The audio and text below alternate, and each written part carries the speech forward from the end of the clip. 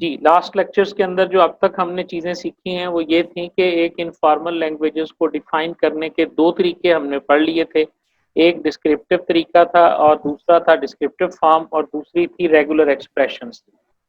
और मैंने कॉमनली जो एग्ज़ाम्पल्स थी आपकी उनके बारे में भी आपको बताया था कि पेपर के अंदर जो आपके हैंडआउट्स के अंदर एग्ज़ाम्पल्स दी गई हैं, वो एग्ज़ाम्पल्स एज़ इट इज़ भी पूछी जा सकती हैं और उन एग्ज़ाम्पल्स को थोड़ा बहुत चेंज करके भी आपसे फर्स्ट असाइनमेंट के अंदर या आप कह सकते हैं कि आपके पेपर्स के मिड टर्म या ग्रैंड क्विज़ के अंदर उससे रिलेटेड क्वेश्चंस आ सकते हैं।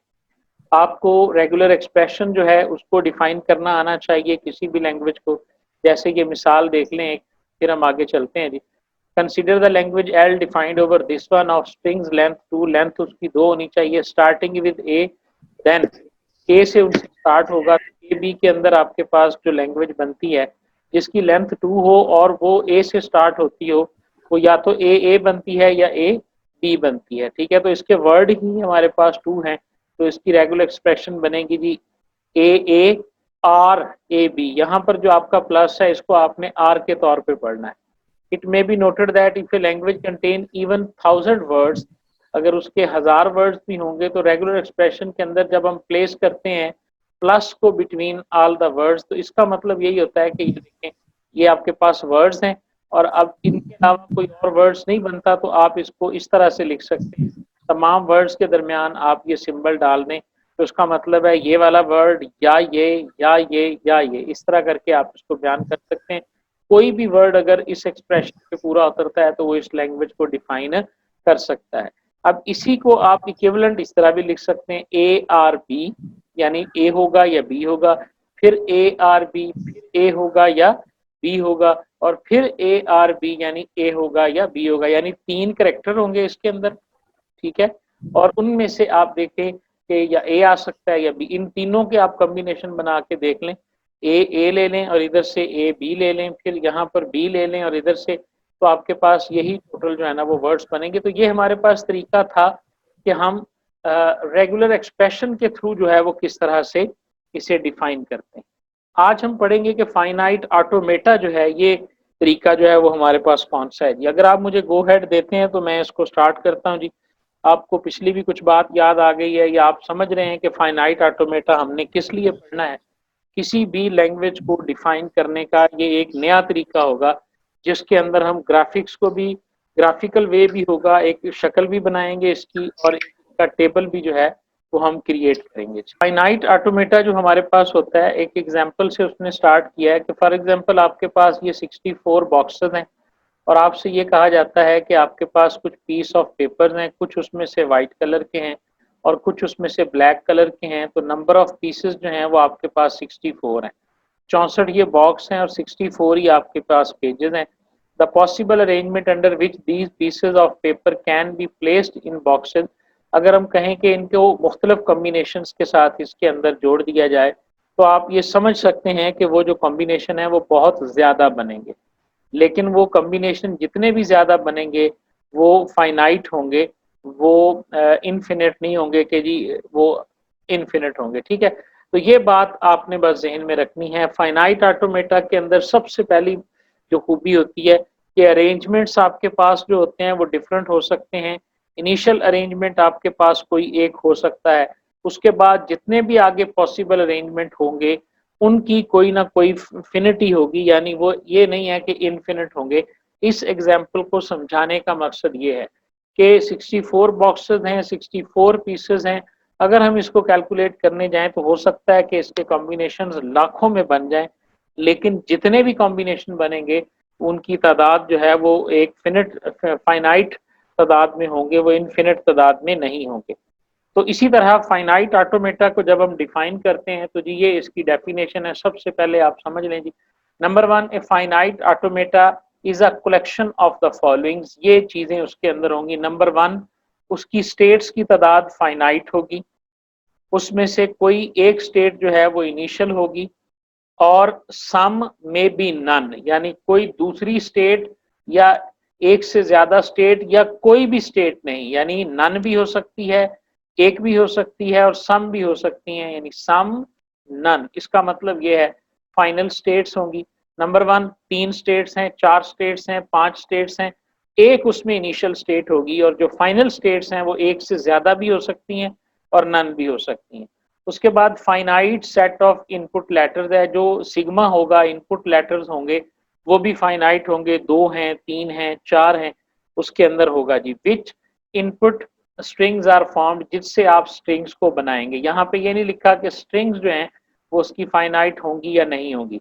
फाइनाइट सेट ऑफ ट्रांजिशन, हम उसके अंदर एक ऐसा टेबल क्रिएट करेंगे, एक ऐसा सेट बनाएंगे जिसके अंदर हम लिखेंगे जी कि ये इस फाइनाइट ऑटोमेटा की ट्रांजिशंस हैं।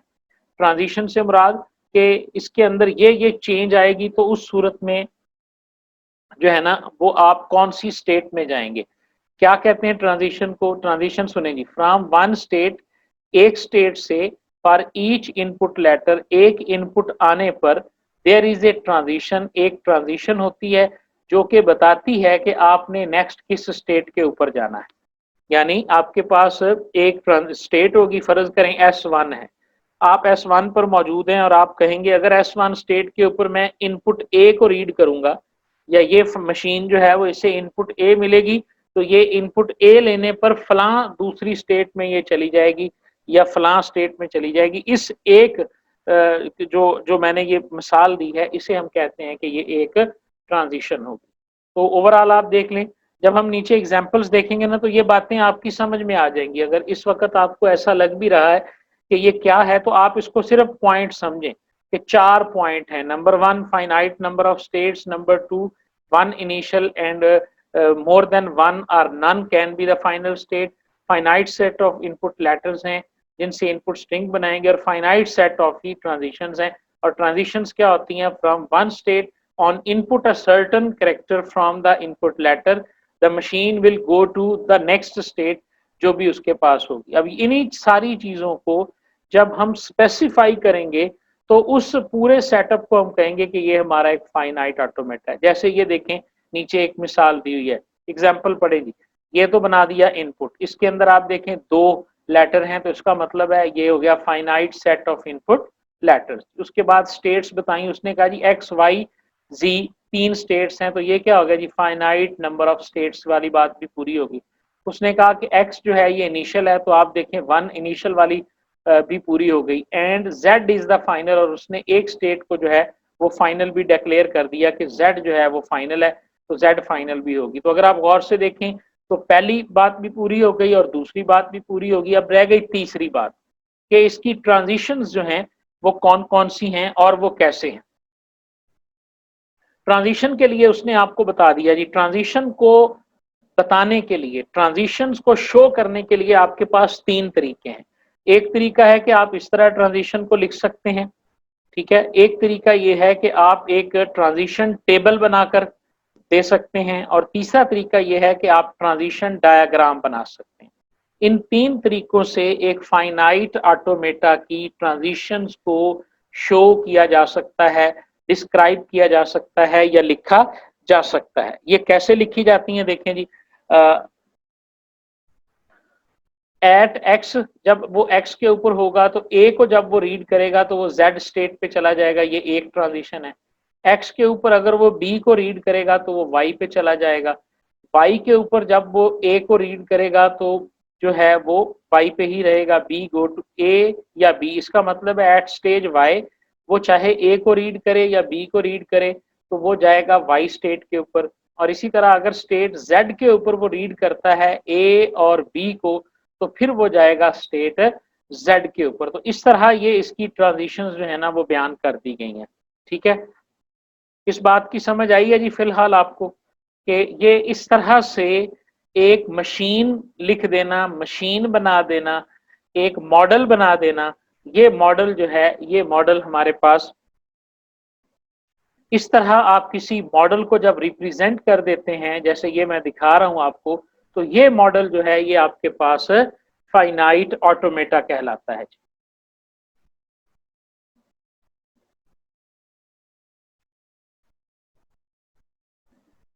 जी ट्रांजिशन का ये है कि देखो ना 3 चीजें हमने स्पेसिफाई करनी है ना, अल्फाबेट बताना है, ट्रांजिशन स्टेट्स की तादाद बतानी है और उन स्टेट में से इनिशियल और फाइनल का बताना है और उसके बाद उसकी ट्रांजिशंस बतानी। ये सारी चीजें गिवन होती हैं। अब ट्रांजिशन को आप इस तरह लिख के बता दें तब भी ठीक है, टेबल की सूरत में बता दें तब भी ठीक है, डायग्राम बना दें तो तब भी ठीक है। हम इसको इसको करते क्या हैं ये आगे हम देखते हैं ना। अभी अब ये ट्रांजिशन लिख दी। देखिए जी, ट्रांजिशन को बयान करने का एक आसान तरीका भी है और तरीका है। वो तरीका क्या है? वो ये है, इसे हम ट्रांजिशन टेबल कहते हैं। ये देखें जी, आप यहाँ पर लिखें जितनी स्टेट्स हैं उसकी एक्स वाई और जेड, ये आपने लिख दिया 3 स्टेट्स हैं और इनके ऊपर लिख दें आप ओल्ड स्टेट, उसके बाद लिखें न्यू स्टेट्स। ठीक है, और आपके अल्फाबेट्स कितने हैं इनपुट के? 2 हैं, तो इसी तरह रीडिंग ए रीडिंग बी, अगर तीसरा होता तो हम आगे लिखते रीडिंग सी। और जो आपकी इनिशियल स्टेज होती है उसके साथ माइनस लगाया जाता है, जैसे एक्स माइनस लिखा हुआ है। जो फाइनल स्टेट होती है उसके साथ प्लस लगाया जाता है। ये टेबल आपका एक किस्म का कंस्ट्रक्ट हो गया। अब अगर आपको ये टेबल दिया जाए तो आपसे ये डायग्राम बनवाई जा सकती है। अगर ये डायग्राम दी गई हो तो आपसे कहा जा सकता है कि ये टेबल बनाएं। ठीक है, और अगर आपको इस तरह डिस्क्राइब करके दिया गया हो ट्रांजिशन का तो आपसे कहा जा सकता है कि इसका टेबल बना दें या इसको किसी तरीके से भी आप जो है ना वो डिस्क्राइब कर दें।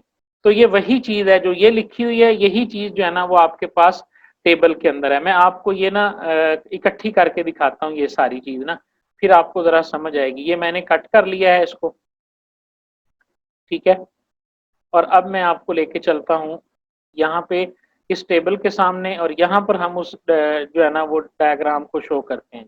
जरा देखें, अब हमने लिखा ओल्ड स्टेट्स हमारे पास एक्स वाई जेड माइनस, अब आप देखें at state X reading A, ये स्टेज एक्स है, जब इसके रीड ए किया जाता है तो ये जाएगा जेड, तो यहाँ हम जेड लिख देंगे। इस तरह हमने इसके ऊपर जेड लिख दिया। उसके बाद जब एक्स के ऊपर वो बी को रीड करेगा तो गो टू वाई, तो यहाँ हमने जो है वो वाई लिख दिया। ये वाला पोर्शन जो होता है ये वाला खाली होता है, ये वाला जो होता है ना यहाँ पर हमने फिल करना होता है। उसके बाद देखें जी वो कहता है वाई के ऊपर, वाई के ऊपर वो रीड ए करे या बी करे ये वाई के ऊपर ही जाएगा, तो ये वाई है। रीडिंग ए तब भी वाई और रीडिंग बी तब भी वाई के ऊपर ही ये रहेगा। उसके बाद आ जाएंगे जेड, जेड के ऊपर आकर जब ये ए को रीड करेगा कॉमा बी, यानी ए को रीड करेगा तब भी ये जेड पे रहेगा, और जब ये बी को रीड करेगा तो उस वक्त भी ये जेड के ऊपर ही रहेगा। जी आपको नजर नहीं आ रहा है? हाँ ठीक है जी, ठीक है। ये मैं आपको न्यू शेयर करता हूँ, जब स्क्रीन आपके साथ शेयर करूंगा ना तो फिर आपको नजर आ जाएगा। जी अब आपको देखें ये टेबल बना हुआ नजर आ रहा है जी, ठीक है। वो नीचे वाला जो टेबल है ना उसको मैंने कट करके ना तो यहाँ ले आया हूँ आपके सामने ना मैंने। अब आप देखें ये वाली स्टेट्स और ये वाला टेबल आपने किस तरह कंस्ट्रक्ट करना है, ध्यान से देख लें। आपको इन स्टेट से टेबल बनाने का कहा जा सकता है, टेबल से ये स्टेट बनाने का कहा जा सकता है, या टेबल और स्टेट में से आपको डायग्राम बनाने का कहा जा सकता है। ये तीनों तरीके ट्रांजिशन को जाहिर करने के लिए होते हैं जी। अब आप देखें यहाँ पर देखें हमने ओल्ड स्टेट्स लिख लेनी है एक्स वाई जेड और इधर न्यू स्टेट्स लिख लेनी है। जितने आपके इनपुट हैं आप लिख देंगे रीडिंग ए रीडिंग बी और ये वाला पोर्शन आपका खाली होगा। ठीक है, अच्छा जो आपकी इनिशियल स्टेट होगी उसके साथ माइनस लिखेंगे, जो फाइनल स्टेट होगी उसके साथ आप प्लस लिख लेंगे। यहाँ तक बात की समझ आई आपको? क्यों जी, कि आपने किस तरह से ये खाली टेबल बना लिया, ये समझ आ गई ना जी? जी ठीक है। अब देखें इसमें लिखा हुआ है जी कि जब आप रीड करेंगे ए को तो गो टू जेड, तो ये देखें रीडिंग ए और एक्स है तो यहाँ पे जेड आ गया जी। स्टेट आपने नीचे लिख दी स्टेट्स। उसके बाद जब एक्स के ऊपर बी को रीड करेंगे रीडिंग बी ऑन एक्स, आप जाएंगे वाई के ऊपर तो ये हमने यहाँ पे वाई लिख दिया। इसी तरह वाई के ऊपर आकर ए और बी को रीड करेंगे तो वाई पे जाएंगे, यानी ए को रीड करेंगे तब भी वाई पे, बी को रीड करेंगे तो तब भी वाई पे, जब आप वाई के ऊपर मौजूद हैं। तो ओल्ड स्टेट से न्यू स्टेट में जाने का तमाम तरीका जो है वो इसके ऊपर मौजूद है जी। ठीक है जी, ये बात भी समझ में आ गई आपके कि किस तरह से ये टेबल जो है वो बना हुआ है। अब जी ये टेबल बनाना तो हमने सीख लिया। टेबल के बाद हम देखते हैं कि ये डायग्राम हम किस तरह से बनाएंगे। अगर आपके अच्छा आपके पास टेबल गिवन होगा, याद रखें, या ट्रांजिशन टेबल दिया होगा और आपसे कहा जाएगा कि ये डायग्राम बनाएं, या ये डायग्राम दी होगी और इससे कहा जाएगा कि आप ट्रांजिशन टेबल बनाएं, या फिर सिंपली आपको लैंग्वेज की डेफिनेशन दे दी जाएगी और आपसे कहा जाएगा कि इस लैंग्वेज का फाइनाइट ऑटोमेटा आप बनाएं। ठीक है, अब देखें जरा इससे हम किस तरह से बना रहे हैं। हमारी इनिशियल स्टेज कौन सी है, x माइनस है, तो हम एक दायरा लगाएंगे और x माइनस यहाँ पे लिख देंगे। और इनपुट कितनी है, 2 है, तो 2 इनपुट a और b, इस तरह करके हम a और b जो है ना वो बना लेंगे। अब हम x के ऊपर जब a रीड करते हैं तो कहाँ जाते हैं, z के ऊपर, तो यहाँ पर हम गोल दायरा लगाएंगे और इसके ऊपर z की स्टेट जो है ना वो मेंशन कर देंगे। ठीक है, यानी आपने x भी बना लिया, y भी बना लिया और z भी बना लिया, तीनों आपने बना ली, साथ में मेंशन कर ली। x माइनस यानी ये इनिशियल स्टेट है, z प्लस यानी ये फाइनल स्टेट है। अब आप क्या कर रहे हैं, अब x से z की तरफ आप a रीड करके जाते हैं, यहाँ a लिख दिया। x से b रीड करेंगे तो आप y पे जाएंगे, यहाँ आ गए। अब y के ऊपर आप क्या कर रहे हैं, y के ऊपर a रीड करें तो y पे ही रहें, तो इस तरह आप लूप बनाएंगे। ये देखें ये लूप बन गई। y के ऊपर a को रीड करेंगे तो y पे रहेंगे, b को रीड करेंगे तो भी y पे ही रहेंगे। z के ऊपर क्या लिखा हुआ था, a और b दोनों को रीड करेंगे तो z पे ही रहेंगे, तो लिहाजा z पे a को रीड किया तब भी z पे रहे, और b को रीड किया तो तब भी हमने b के ऊपर ही रहे। तो आप देख सकते हैं कि अब हमने ये एक फाइनाइट ऑटोमेटा जो है वो बना लिया है। अब इस फाइनाइट ऑटोमेटा के ऊपर हमने एक स्ट्रिंग, ये क्यों हम बनाते हैं, अब इससे एक लैंग्वेज बनती है, यही हमने डिफाइन किया ना। अब इस पे कौन सी लैंग्वेज बनती है, इस चीज को जरा समझेंगे। लैंग्वेज में आपको पता है वर्ड्स होते हैं, स्ट्रिंग्स होते हैं। इसके ऊपर जो लैंग्वेज बनती है वो जरा देखते हैं। इसके ऊपर आप ना ए और बी से कोई वर्ड बनाएं, आपके पास अल्फाबेट जो है ना वो ए और बी है ना, तो हम ए और बी से कोई वर्ड बनाते हैं। ए और बी से हम बनाते हैं जी ए बी ए, ये हमने बनाया। अब इसको पास करें जी, ए को हमने पास किया, सबसे पहला करेक्टर हमारे पास ए है, ए आया तो हम यहाँ आ गए, उसके बाद फिर बी आया, फिर हम यहीं पे रहे, फिर बी आया, फिर हम यहीं पे रहे। इसका मतलब है ए बी ए, अगर हम इस फाइनाइट ऑटोमेटा पे देते हैं तो हमारा फाइनाइट ऑटोमेटा फाइनल स्टेट में चला जाता है। इसका मतलब है ये स्ट्रिंग जो है इसको ये एक्सेप्ट करेगा, ये इस स्ट्रिंग को ये एक्सेप्ट करेगा। अब हम बनाते हैं बी ए बी हम बनाते हैं जी, बी ए बी को इसके ऊपर एग्जीक्यूट करके देखें जी। बी को एग्जीक्यूट किया, वाई पे चला गया, उसके बाद हमने बी को एग्जीक्यूट किया, ये वाई पे चला गया। उसके बाद हमने जब ए, उसके बाद हमें मिला यहाँ पर वर्ड, देखें जी दूसरा दूसरा करेक्टर हमारे पास ए है, ए को रीड किया तो वाई पे रह गया, फिर हमने बी को रीड किया तो हमारे पास ये यहीं पे रह गया।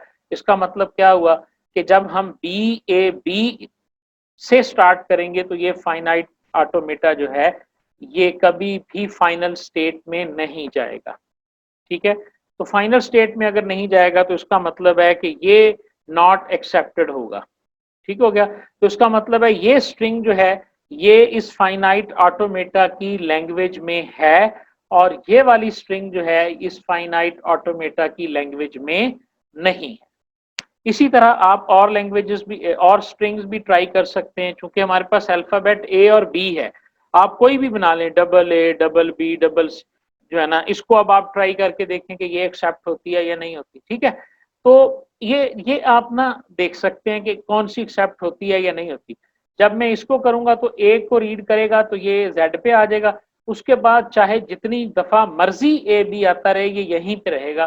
तो इससे क्या मुराद हुई भला, अगर आप इसको गौर से देखें तो इससे मुराद ये हुई कि ये फाइनाइट ऑटोमेटा हर उस स्ट्रिंग को एक्सेप्ट करेगा जो ए से स्टार्ट होगी। ठीक है, हर उस स्ट्रिंग को ये एक्सेप्ट करेगा जो ए से स्टार्ट होगी, तो अगर बी से स्टार्ट होगी तो ये उसे एक्सेप्ट नहीं करेगा। तो ये वो ठीक है। देखिए इसी तरह हम बताकर आए हैं, रेगुलर एक्सप्रेशन में भी डिस्क्रिप्टिव फॉर्म में भी हमने एक रूल बनाते थे। वहां पे डिस्क्रिप्टिव फॉर्म में हमने क्या कहा था, हम एक रूल लिख देंगे और उस रूल के मुताबिक जो वर्ड्स होंगे वो हमारे पास एक्सेप्टेड होंगे, लैंग्वेज में मौजूद होंगे। और ये फाइनाइट ऑटोमेटा एक ऐसी लैंग्वेज जनरेट कर रहा है जो स्टार्टिंग विद ए तो एक्सेप्टेबल है, अदरवाइज नहीं है। ठीक है जी, इसी की अगर हम रेगुलर एक्सप्रेशन बनाएं तो इसकी रेगुलर एक्सप्रेशन ये बनेगी कि पहले ए आएगा, उसके बाद ब्रैकेट ए आर बी, यानी ए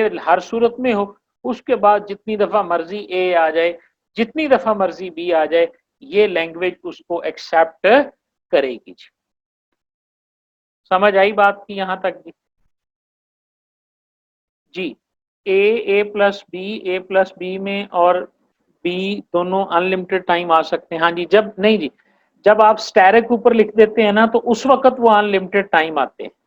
स्टार का हमने क्लीन स्टार क्लोजर के नाम से एक प्रॉपर्टी पढ़ी थी ना, कि जिस प्रॉपर्टी के ऊपर हम स्टार लगा देते हैं फिर उसका मतलब होता है कि वो प्रॉपर्टी अनलिमिटेड टाइम आती है। अगर आप लिखें ए और ब्रैकेट में लिखें, मसलन आप लिखें ए और उसके बाद लिखें ए आर बी, स्टैरिक इसमें नहीं लगाते आप, ए इंटू ए प्लस बी लिखते हैं, तो उसका मतलब क्या है कि स्टार्ट ये ए से होगा, उसके बाद या ए आएगा या बी आएगा और एक दफा आएगा, ठीक है।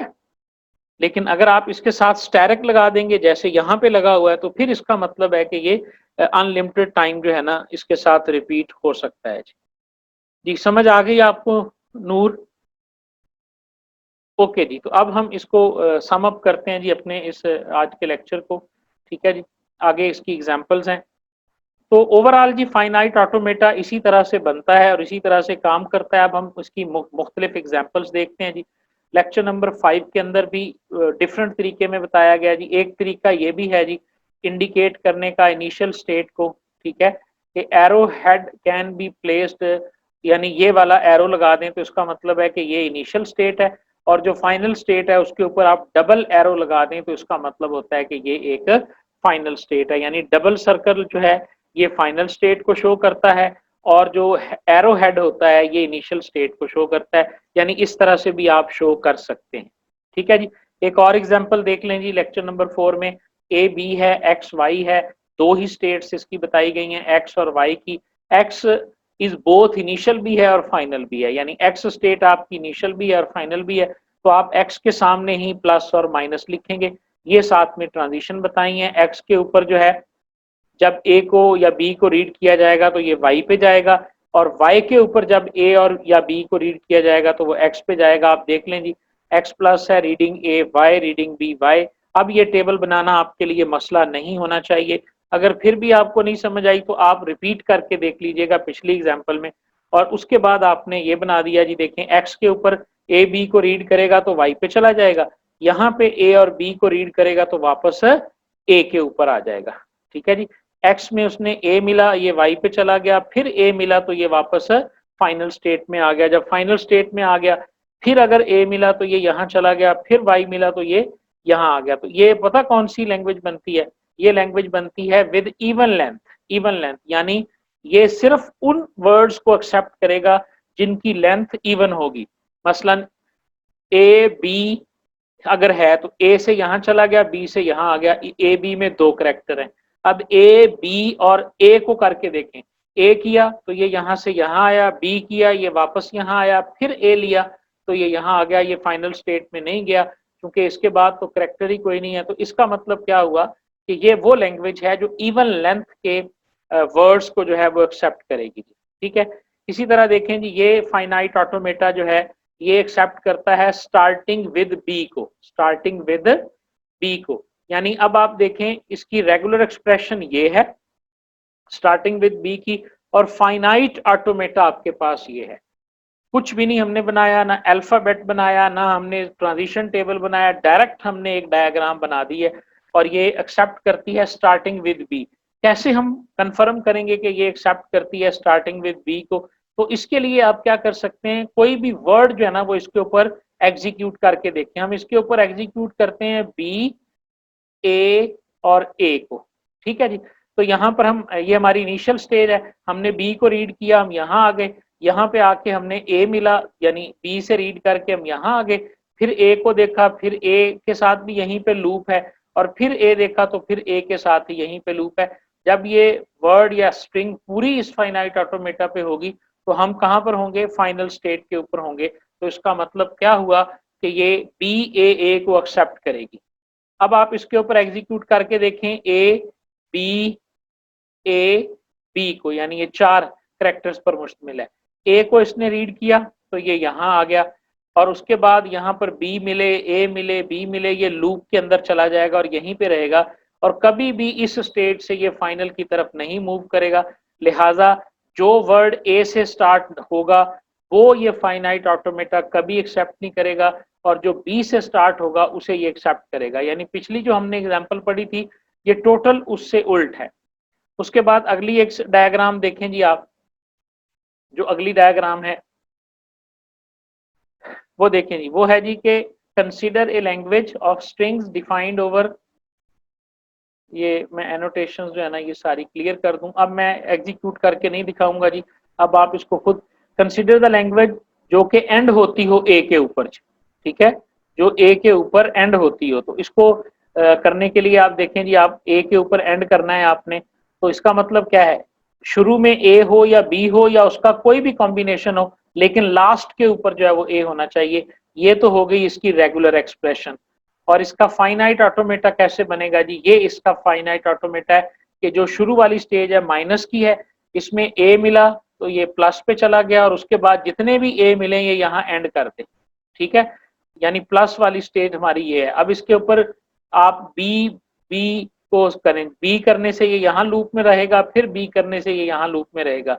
और अगर आप बी ए बी करते हैं, बी ए बी, बी से ये लूप में आया, ए से ये यहाँ चला गया, इसे फिर बी मिला, ये वापस इनिशियल स्टेट में आ गया, तो ये उसको भी एक्सेप्ट नहीं करेगा।